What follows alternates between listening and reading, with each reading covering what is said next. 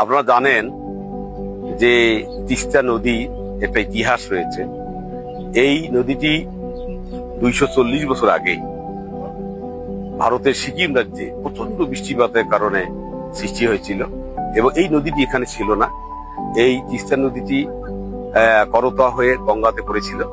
এই আজ থেকে 240 বছর আগে ওই প্রচুর বৃষ্টিপাতের কারণে গতি পরিবর্তন হয়ে আজকের এই তিস্তা নদী।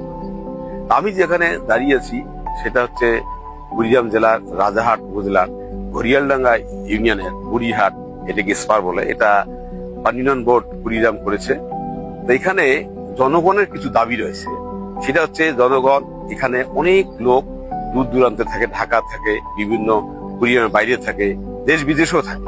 তারা যখন ঈদে আসে বা আরো কতগুলো ভ্রমণ পিপাসু লোক আছে, তারা এই বুড়িরহাটে এসে উন্মুক্ত বাতাসে ঘুরতে চায়, কিন্তু একটু অব্যবস্থাপনা রয়েছে। আপনারা দেখেছেন যে এখানে একটা কিছু অব্যবস্থাপনা রয়েছে। তা আমি বিশেষ করে এই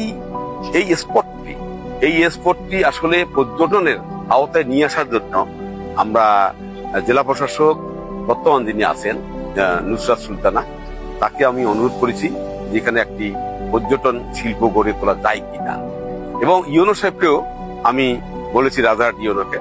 তবে তারা বলেছে যে তারা এই সামনে জুলাই মাসের দিকে, অর্থাৎ এই সামনের যে অর্থবর্ষটা শুরু হবে, সেখানে তারা এইটা করার পরিকল্পনা রয়েছে।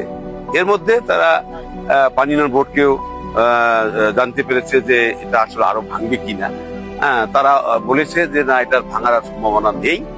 তবে এটি যদি একটা পর্যটন শিল্প হয়, তাহলে আমাদের কুড়িগ্রামের যে মানুষ বা উন্মুক্ত বাতাসে ঘুরতে চায়, তারা এখানে এসে খুব আনন্দ অনুভব করবে। আমরা চাই এটি এই বুড়িহাট স্পটটি একটা পর্যটন শিল্প তৈরি হয়ে আমাদেরকে এই উন্মুক্ত বাতাসে ঘোরার একটা সুযোগ করে দিবে, এই আশাবাদ ব্যক্ত করছি।